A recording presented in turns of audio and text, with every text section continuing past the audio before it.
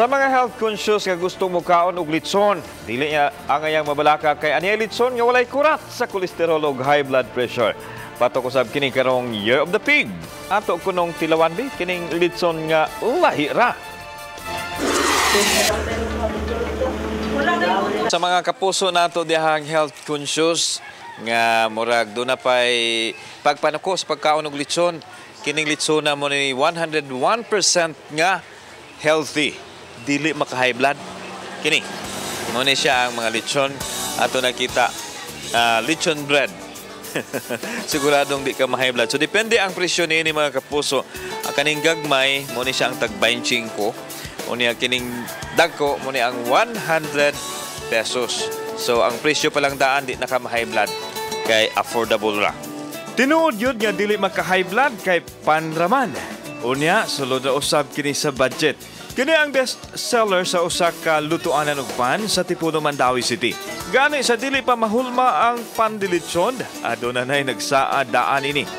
Kini ilabi na nga tuig kuno kini karon sa baboy busa pagtuo sa uban nga swerte ang lechon bread. 24 oras ang magtiayong amadiyo, uban ang ilang mga tao gikan sa paghulma hangtod na sa pagluto sa pan. Anong baboy hulma? Kanya kanipon. Nara? 35. Masimod na sa baboy.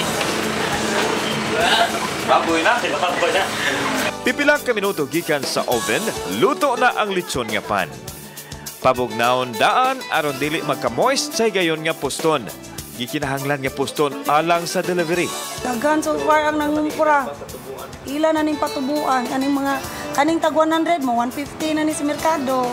Anak man dyan na. Unya ang 25, may mo ng 35.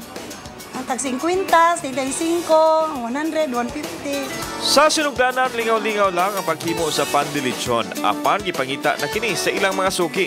Kini ilabi na karon nga bagong tuig nga natunong sa mga baboy.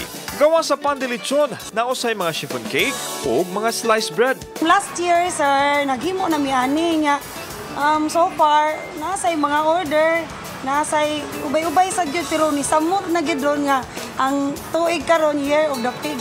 So daghan na gyud kayo ang order ron. 2 days namin nagbay 4 oras among litson bread. Pwede ram order pero amo lang paningwaon jud. Kaya ang amo gid ang bikir namo na naman ko sila katop kay mag New Year pud sila sa ilaha balay. Mapandilitsyon man o tinuod nga litson kinahanglan gihapon nga mukaon in moderation aron siguradong happy ang New Year!